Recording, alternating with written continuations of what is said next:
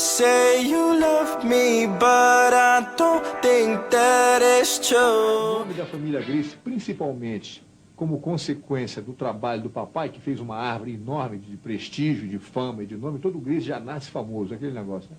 Ah, tu é filho do Hélio Gracie e tal, já é sempre um adianto incrível. Para mim era muito fácil, entendeu? E eu sou um cara que gosta de produzir as coisas, eu quero fazer as coisas acontecerem. Então, para crescer a vida inteira na sombra daquela árvore, sabe como é que é? Com todas essas facilidades, apesar de ser um troço altamente conveniente, não é da minha natureza. Eu prefiro criar alguma coisa. Então, sei lá, meu espírito de aventura e tal, depois de ter passado a oportunidade uns tempos nos Estados Unidos, eu resolvi, então, em 78, depois de me formar aqui, sentir que o casamento não tinha dado certo e tal, voltei para os Estados Unidos com a finalidade de botar o jiu-jitsu na América. Rorion foi sempre fiel às técnicas de aula da família Gracie, a filigrana e excelência dos movimentos treinados repetidamente. Isso cativou muitos alunos americanos durante um tempo. Rorion foi ator em Hollywood e ensinou não apenas artistas famosos como Mel Gibson e Chuck Norris, mas também policiais, soldados de forças especiais do exército americano. Nessa eu fui mais ou menos tomando um gostinho desse troço, enquanto isso tinha uma casinha pequena em Hermosa Beach, botei uns tatames na garagem e todas as pessoas que eu conhecia, eu convidava para tomar uma aula comigo. Nesse processo, um amigo, trazia o outro e tal, e quando ele trouxesse um amigo, ele dava outra aula de graça. Se trouxesse 10 amigos, ganhava 10 aulas de graça. Cada um dos amigos ganhava. Quer dizer, eu fui dando aula para todo mundo de graça. O pessoal gostava dessa e foi aumentando o boato que tem um cara do Brasil que ensina uma luta muito eficiente e tal. Quer dizer, o negócio foi crescendo aos poucos nessa base.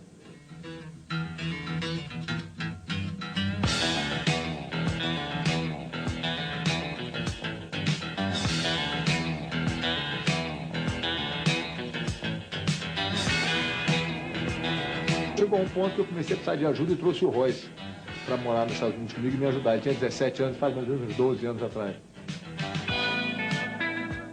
Os alunos aumentando, o Royce não falava inglês nenhum na época, mas falava jiu-jitsu.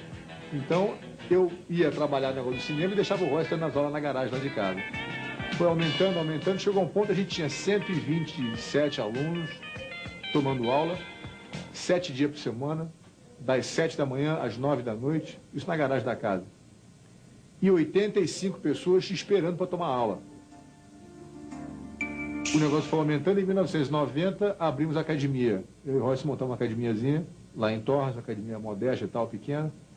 Mas em 2 anos o negócio começou a pegar fogo e a gente dobrou o tamanho da academia. Depois de alguns anos, sempre visando a expansão e a consagração do jiu-jitsu, Rorion criou o Ultimate Fighting, uma competição oficializada e lucrativa, herança dos desafios que Hélio e Carlos disputavam na juventude. Nessa de criar o Ultimate, que era um campeonato de vale tudo, que não tinha regra e tal, como o pessoal conhece, sem tempo, sem juiz, sem regra, valia tudo, não tinha parada. Eu trouxe o John Mills, que é um cara muito conhecido nos Estados Unidos, para prestar um pouco de credibilidade ao evento. Quando você bota o nome como dele, que tem muito peso em Hollywood, o pessoal olha para você de outra maneira, né? Não é o cara que faz luta, negócio de luta, era um cara que faz negócio de luta, mas o diretor criativo do evento era o John Mills.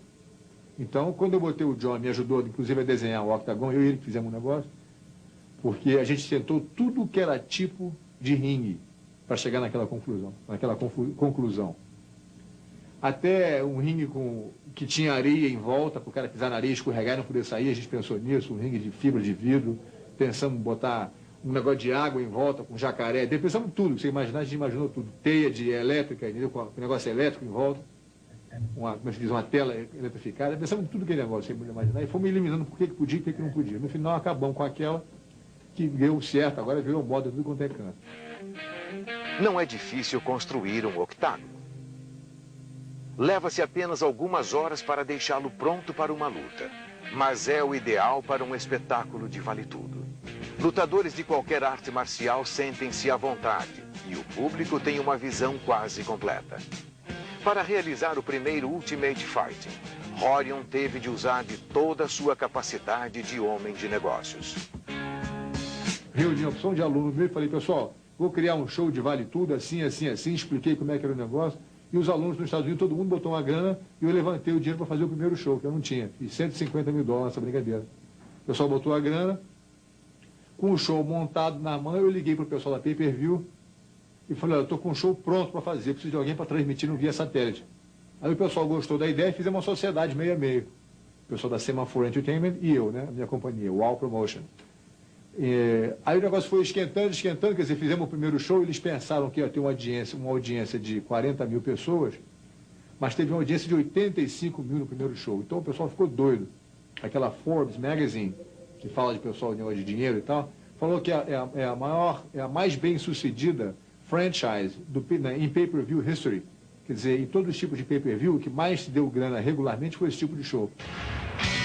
Royce Gracie foi o maior vencedor de Ultimate Fighters, invicto em 3 edições.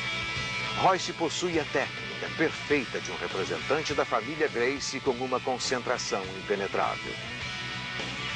Quando eu entro para lutar, eu já mais ou menos já tenho um plano de luta, já sei exatamente o que vai acontecer e isso às vezes o adversário não sabe.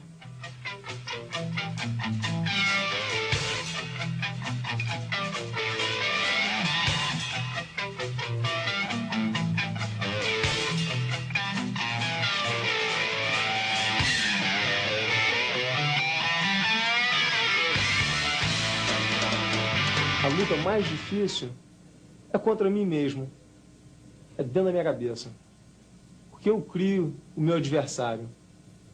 Eu crio o adversário mais difícil. Eu me boto na posição, dentro da minha cabeça, na posição mais difícil. Se o adversário me pegar nessa posição, como eu sairia? Eu imagino, crio a situação dentro da minha cabeça e se eu consigo sair. Isso é o que me dá a autoconfiança. Sabendo qualquer situação que eu for posto, eu vou me dar bem.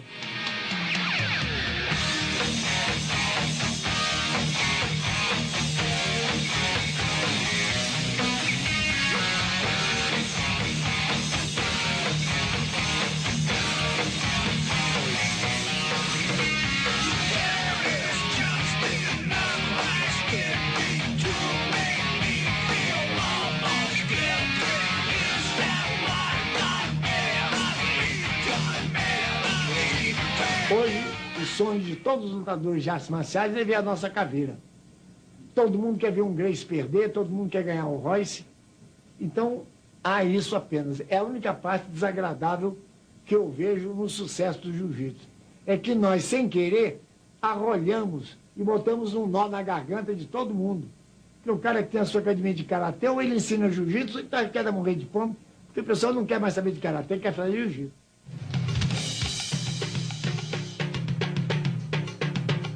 É sempre necessário um líder numa revolução social. Assim como é fundamental um ídolo na evolução de um esporte.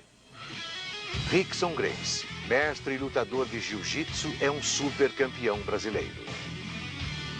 Em qualquer esporte em fase de expansão, sempre aparece um atleta que se destaca. E às vezes ele vem na imagem de Pelé, o atleta do século, ou de um Emerson Fittipaldi. Rickson é um campeão brasileiro no mesmo nível de nossas maiores estrelas.